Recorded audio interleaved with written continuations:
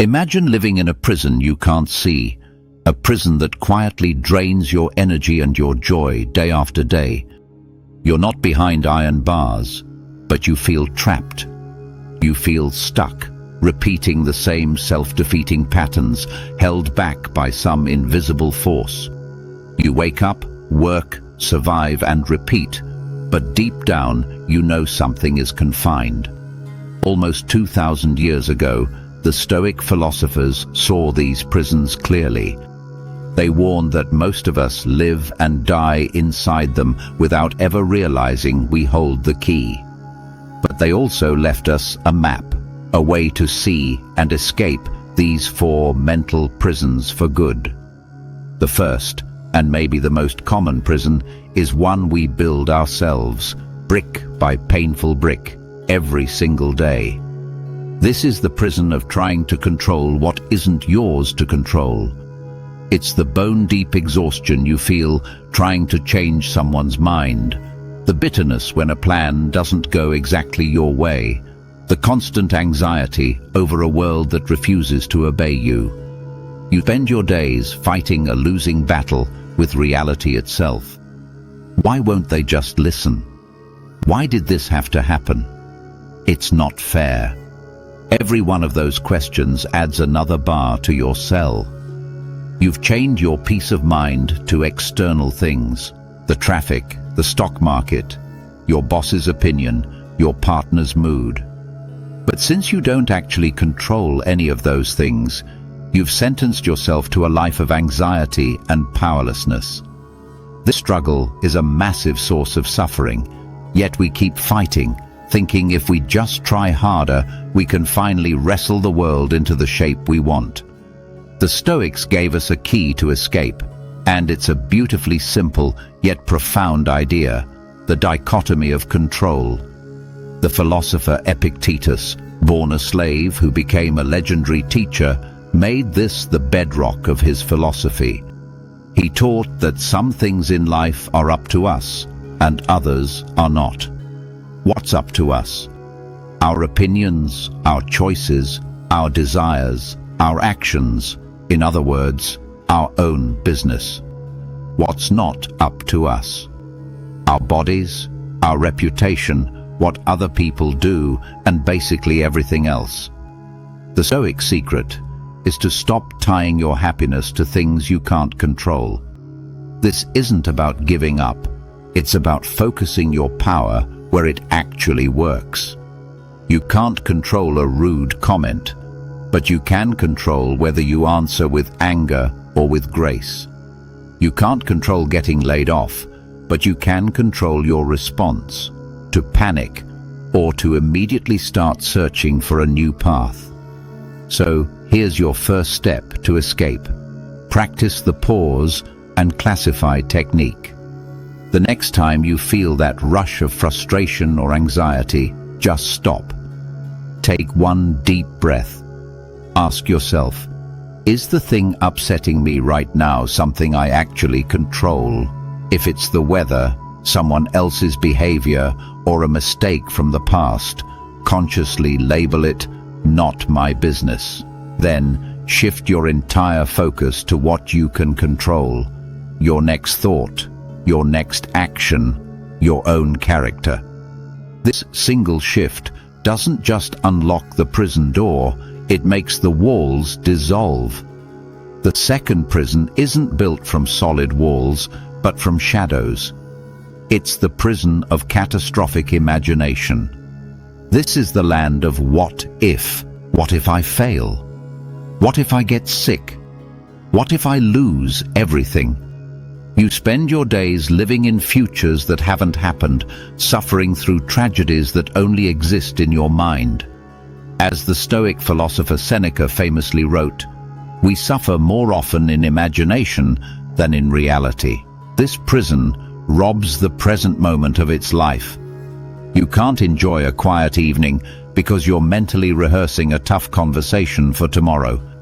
You can't celebrate a small win because you're already picturing how it could all go wrong. Your mind becomes a movie theater playing horror films on a loop, and you're the only one in the audience. This feels like preparation, but it's not. It's just self-inflicted pain. You're serving a sentence for a crime that may never even be committed. The Stoic escape is to become a guard of your own mind and challenge your thoughts before they take you captive. The Stoics taught that it's not events that disturb us, but our judgments about them. Anxious thoughts are just impressions, not facts. Marcus Aurelius, the Roman emperor, constantly reminded himself to separate objective reality from the dramatic story he was adding to it. A potential problem is just that, a potential. It's our imagination that turns it into a catastrophe. To break free, practice the impression test.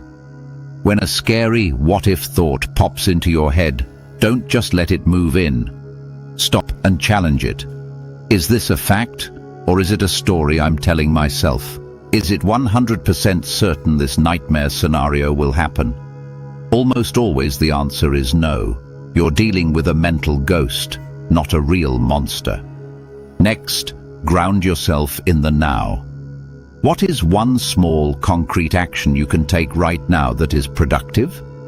You can't control the outcome of next week's meeting, but you can spend 10 minutes preparing for it. You can't guarantee you'll never get sick, but you can eat a healthy meal today. By focusing on present action, you steal the future's power to terrorize you. You stop being a passive audience for your fears and become the active architect of your reality. The third prison is one of the most crowded on earth. It's the prison of other people's opinions.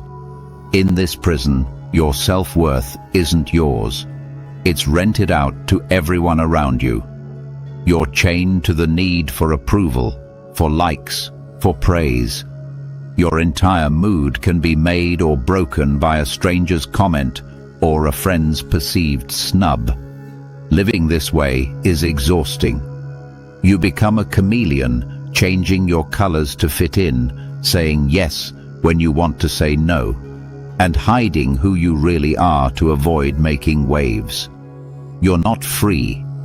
As Epictetus warned, you become a slave to anyone who can offer the validation you crave. Your life stops being your own and turns into a performance for an ever-changing audience. The sad irony is that we often seek approval from people we don't even truly respect, trading our integrity for a round of applause. The Stoic path to freedom is to build your self-worth from the inside out.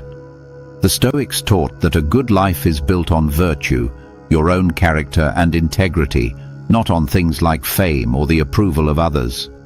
What people think of you is external and ultimately not in your control.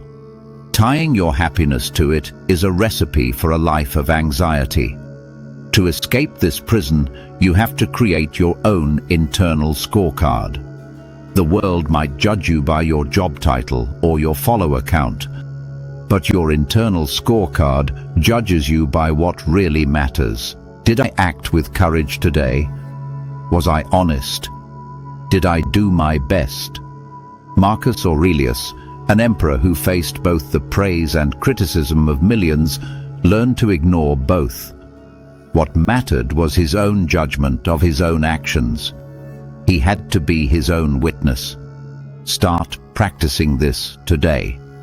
At the end of the day, instead of replaying what others might have thought of you, ask yourself, did I live by my own values? Celebrate the moments you acted with integrity, whether anyone clapped or not. When you feel that desperate pull for approval, remember Epictetus's words. If you are ever tempted to look for outside approval, realize that you have compromised your integrity. When your worth comes from your own character, the opinions of others become what they truly are, just noise. You're finally free to be yourself. The fourth and final prison is the one with the hair trigger. It's the prison of the unthinking reaction. This is the flash of rage in traffic, the sharp defensive comeback to criticism, the knee-jerk yes driven by fear or desire. In this prison, You are a puppet, and your emotions are pulling the strings. There is no space between what happens to you and how you react. The aftermath of this prison is almost always regret. The words you can't take back. The decision you wish you had a second to think over. When you're a prisoner of your reactions, you give up your most human power, the ability to choose your response. As Marcus Aurelius observed, how much more harmful are the consequences of anger and grief than the circumstances that arouse them in us. The initial event might have been a small sting, but our uncontrolled reaction is what turns it into a deep, self-inflicted wound. The Stoics didn't teach us to suppress emotions, but to examine them with reason before acting. They saw a critical window of opportunity, the tiny space between the initial flash of feeling and the full-blown emotional takeover. Freedom, they taught, lives in that pause. Your final key is to learn how to insert the pause. It's a simple discipline that will change your life. The next time you feel a powerful emotion rising, anger, jealousy, fear, don't act. Just stop. Take one deep breath. That single breath is your rebellion against the prison of reactivity. It creates a gap. In that gap, you can observe the emotion instead of being consumed by it. You can watch the wave rise without letting it sweep you away. In that moment of stillness, ask yourself, is this emotion leading me to a wise choice? Will reacting this way serve my long-term good? More often than not, the answer is a clear no. The pause allows your rational mind to come back online. It allows you to choose a response that aligns with your values, not one dictated by a fleeting impulse. You don't have to be a victim of your own emotions. By inserting that pause, you take back the controls. You become the master of your mind, not its prisoner. The prison of false control, the prison of catastrophic imagination, the prison of other people's opinions, and the prison of unthinking reaction. These four walls aren't built around you by the outside world. They are built inside your own mind. But as the Stoics taught, what the mind creates, the mind can dismantle. The keys to each of these prisons, focusing on what you control, questioning your fearful stories, validating yourself from within, and pausing before you react, aren't buried in some dusty ancient book. They are within you right now. The key has been in your pocket the whole time. It's the power of your own mind. Change your mind, and you will change your life. If this message resonated with you, like this video and subscribe for more wisdom on building an unshakable mind. And in the comments below, let us know, which of these four prisons are you working to escape from? Your story could be the map someone else needs to find their own way out.